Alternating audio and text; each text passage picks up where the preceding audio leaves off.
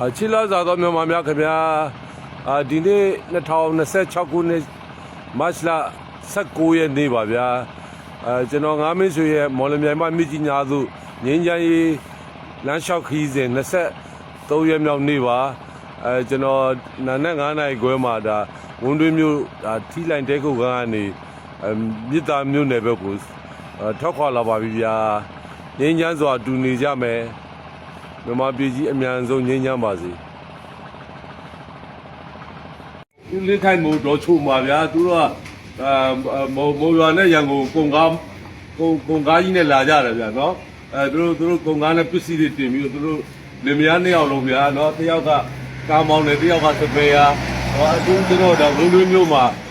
နာနဲ့စာကျွေးတယ်ဗျာနော်နာနဲ့စာကျွေးတယ်အများကြီးကျေးဇူးတင်ပါတယ်ဗျာကျွန်တော်လည်းလမ်းတစ်လျှောက်မှာတော့ပြည်သူတွေကျွေးတဲ့သမီးပြည်သူတွေကျွေးတဲ့အစားအသောက်တွေပဲခီးဆက်နေရတယ်ဗျ။နော်အားလုံးကျေးဇူးတင်ပါတယ်နော်နိုင်ငံသားပြည်သူအားလုံးလည်းကျေးဇူးတင်ပါတယ်ဗျာ။ငြိမ်းချမ်းစွာတူနေကြမယ်။မြန်မာပြည်ကြီးအမြန်ဆုံးငြိမ်းချမ်းပါစေ။ချစ်လာစွာသောမြန်မာများခင်ဗျာဒီနေ့2026ခုနှစ်မတ်လ19ရက်ပါဗျာကျွန်တော်ငါးမင်းဆွေရဲ့မော်လမြိုင်မှာမြစ်ကြီးနားသို့ဒါငြိမ်းချမ်းရေးလမ်းလျှောက်ခီးစဉ်23ရက်မြောက်နေ့ပါဗျာဥပါဟုကျော်ဗျတွဲကားကြီးပေါင်းတယ်ဗျာဒီတွဲကားကြီးပေါင်းရင်းနဲ့ဒီဒါဝန်းတွင်းနယ်ထဲမှာကျွန်တော်လမ်းလျှောက်နေတော့ဗျာသူတွဲကားကြီးကိုထိုးရပြီးတော့ကျွန်တော်ဗျာဒီမှာလီပိုပီတန်လေးလီပိုပီတန်9လုံးလက်ဆောင်ပေးတယ်ဗျာနော်အဲ့တော့ကျွန်တော်ပြောချင်တာတော့ဗျာတလန်းလုံးလည်းပေးနေကြတယ်ဗျာလူတိုင်းကိုတော့လည်းမတင်ပြဘူးပေါ့ဗျာမတင်ပြတဲ့လူလည်းစိတ်မရှိပါနဲ့အဲ့တော့ကျွန်တော်တို့နိုင်ငံသားပြည်သူတွေကျွေးတဲ့အစားအသောက်ပေါ့ဗျာအရန်ချုံမိန်ပါတယ်နော်အရန်ချုံမိန်ပါတယ်အရန်လည်းခွန်အားဖြစ်ပါတယ်ဗျာနော်ဒီခီးစဉ်တစ်လျှောက်မှာနိုင်ငံသားပြည်သူတွေဟုတ်လားကျွေးမွေးဆောက်ရှောက်တာတော်တော်ကျေးဇူးကြီးမားပါတယ်ဗျာနော်ကျွန်တော်အနေနဲ့ဒီကျေးဇူးကိုလည်းအတတ်နိုင်ဆုံးဆက်ပါမယ်ဗျာနော်နိုင်ငံတော်ကြီးငြိမ်းချမ်းဖို့ကအရေးကြီးဆုံးပါနော်ငြိမ်းချမ်းစွာအတူနေကြမယ်နိုင်ငံတော်ကြီးအများဆုံးငြိမ်းချမ်းပါစေဥမာတမ်းပါကြီးကိစ္စဟုတ်ကဲ့ချစ်လာစွာသောမြန်မာများခင်ဗျာဒီနေ့2026ခုနှစ်မတ်လ19ရက်ပါဗျာကျွန်တော်ငါးမင်းဆွေရဲ့မော်လမြိုင်မှာ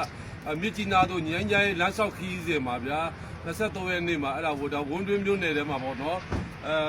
ဥဝင်းခိုင်နဲ့ဒါဒေါ်ခင်ဆွေဝင်းတို့တော့သူတို့လင်မယားကျွန်တော်ဒီမှာနွားနို့တိုက်တယ်ဗျာနွားနို့နော်အရန်ကျေးဇူးတင်ပါတယ်နော်ဒီခွန်အားတွေနော်ပြည်သူကျွေးတဲ့ခွန်အားတွေနဲ့ကျွန်တော်ဒါငြိမ်းချမ်းရေးခရီးဆက်ပါမယ်ဗျာနော်ဟုတ်ကဲ့ငြိမ်းချမ်းစွာအတူနေကြမယ်ဓမ္မပြည်ကြီးအများဆုံးငြိမ်းချမ်းပါစေဗျာချစ်လာစွာသောမြန်မာများခင်ဗျာဒီနေ့ကျွန်တော်ဒါဝန်းတွင်းမြို့နယ်ရွာရှိကြီးရွာပေါ့နော်အဲ့မှာအရေးကောင်းကောင်းလေးမှာခဏလေးထိုင်နာနေတယ်ဗျခုံမှာနေ့လေ7နာရီလောက်ရှိနေပြီဗျကျွန်တော်လည်းအခုဒါဝန်းတွင်းကနေ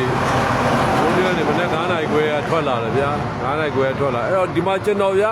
ထိုင်ရင်နားရင်နဲ့ကျွန်တော်ကြည့်လိုက်တာ line ပေါ်မှာဗာလား MC တာဆိုတာလားအဲ့ဒါ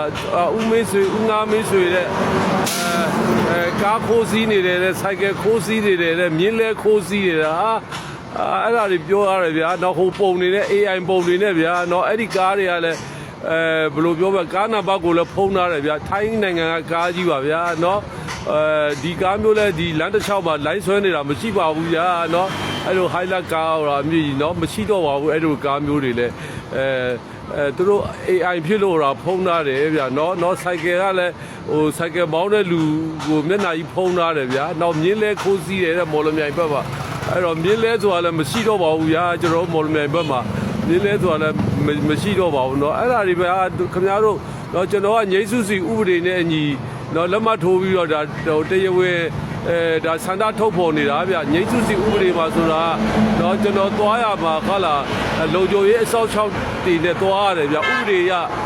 ကိုလုံခြုံရေးအစောက်ချောက်ပေးတာရတယ်ဗျเนาะကျွန်တော်အဲ့လိုခင်ဗျာဟိုဟာစီးလိုက်ဒီဟာစီးလိုက်ဆိုခင်ဗျာလုံခြုံရေးကဘယ်လိုလုံးလိုက်နိုင်မှာလုံခြုံရေးကအတူအထက်ကိုအမြဲတမ်းပို့နေရတယ်ဘယ်နေရာဘယ်ရောက်ပြီးဘယ်နေရာဘယ်ရောက်ပြီးဟုတ်လားတစ်မိုင်တစ်ခါနှစ်မိုင်တစ်ခါသတင်းပို့နေရတယ်ဗျလုံခြုံရေးကားတွေလုံခြုံရေးဆိုင်ကယ်တွေနော်အပြည့်နော်တခါတလေဆိုရင်ကျွန်တော်နားမှာလမ်းလျှောက်ပြီးတော့ဘော်ဒီကားလိုက်ပေးတယ်နော်အဲ့ဒီလိုတော့ရှိတယ်ဗျနော်ဒါငြိမ်းစုစီဥပဒေနဲ့ညီလုံနေတာနော်ခင်ဗျာပေါက်တက်ကရလိုက်လျှောက်သွားလို့လည်းမရဘူးဗျအဲ့လိုကျွန်တော်ဟိုဟာခိုးစီးလိုက်ဒီဟာခိုးစီးလိုက်ဆိုခင်ဗျာ ဒါအကုန်လုံးအစိုးရသိပြီဒီလိုကျွန်တော်ပဲလုံခြုံရေးဆောက်ရှောက်ပြီးတော့မလဲဗျာခင်ဗျာမဟုတ်တာတွေနော်ဒါကျွန်တော်ကတော့ဘာမှမဖြစ်ပါဘူးဗျာခင်ဗျားတို့ဘယ်လိုပဲပြောနော်ကိုလိပ်ပြကိုတတ်တယ်နော်ကျွန်တော်တကယ်ကိုငိမ့်ညမ်းရေးဟုတ်လားတကယ်ဒီလိုလမ်းလျှောက်ပင်ပန်းခံပြီးတော့ကျွန်တော်ငိမ့်ညမ်းရေးစကားတွေပြောသွားတာဗျာနော်ဒီလိုလမ်းလျှောက်ပင်ပန်းခံပြီးတော့ဒုက္ခခံပြီးလုံးဝဒီငိမ့်ညမ်းရေးစကားတွေကလည်းတန်ဖိုးရှိမယ်ဗျာနော်ကျွန်တော်ပြောတဲ့ငိမ့်ညမ်းရေးစကားတွေဟုတ်လားလူချင်းချင်းဟုတ်လားကိုချင်းစာစိတ်ထားကြဖို့ငိမ့်ညမ်းရေးလူချင်းစိတ်ပြင်းထန်ကြဖို့ဟုတ်လားငိမ့်ချမ်းစွာတော့အတူနေထိုင်ကြဖို့ဗျာတော့ဒါတွေပြောနေတာပါဟုတ်ကဲ့ငိမ့်ချမ်းစွာအတူနေကြမယ်မြန်မာပြည်ကြီးအမြန်ဆုံးငိမ့်ချမ်းပါစေဗျာချစ်လို့ဆိုတော့မြန်မာများခင်ဗျာအခုဒါကျွန်တော်တို့2026ခုနှစ်မတ်လ19ရက်နေ့ဗျာဒါဝန်တွင်းမြို့နယ်ဆွေတောင်ကြီးရွာအထွက်မှာဗျနော်ဝန်တွင်းမြို့နယ်ဆွေတောင်ကြီးရွာအထွက်မှာအဲ့တော့ဒီမှာကျွန်တော်မွန်းလွဲတနာရီ45မိနစ်လောက်ပေါ့ဗျာကျွန်တော်ဒီမှာရပ်နေပါတယ်ဒီမှာဒီကနေပြီးတော့ကျွန်တော်စကားလေးနည်းနည်းပြောခြင်းတယ်ဗျစကားလေးပြောခြင်းတယ်ဆိုတာကျွန်တော်ငင်းချမ်းရေးခရီးစဉ်ပေါ့နော်ငင်းချမ်းရေးမှာတော့အရေးကြီးဆုံးကဗျာကျွန်တော်တို့ဒါကိုချင်းစာတရားပါပဲเนาะကျွန်တော်မော်လမြိုင်ကထွက်ထက်ကပြောတယ်เนาะလူတိုင်းရဲ့လူသားတွေအလိုချင်ဆုံးစိတ်ဆန္ဒကအသက်ရှင်တန်နေထိုင်လိုခြင်းပဲဗျာเนาะအသက်ရှင်တန်နေထိုင်လိုခြင်းပဲဖြစ်ပါတယ်အဲ့လားကိုလည်းအသက်ရှင်တန်နေထိုင်လိုတယ်သူလည်းအသက်ရှင်တန်နေထိုင်လိုတယ်အဲ့ဒါကိုချင်းစာကြမဆိုရင်เนาะတယောက်နဲ့တယောက်ဟုတ်လားဟိုတိုက်ခိုက်တပ်ဖြတ်တာတွေပေါ့เนาะအဲ့ဒါတွေကကိုချင်းစာတရားရှိရင်ဟုတ်လားဒါတွေကဘယ်သူမှမလုပ်ကြပါဘူးဗျာเนาะအဲ့တော့ပြောရမဆိုရင်ဟုတ်လားလူမျိုးကြီးဝါဒဟုတ်လားဘာသာရေးအစွဲလန်းနေဟုတ်လားလူမျိုးကြီးဝါဒတွေနောက်ပုဂ္ဂိုလ်ရေးအစွဲလန်းနေ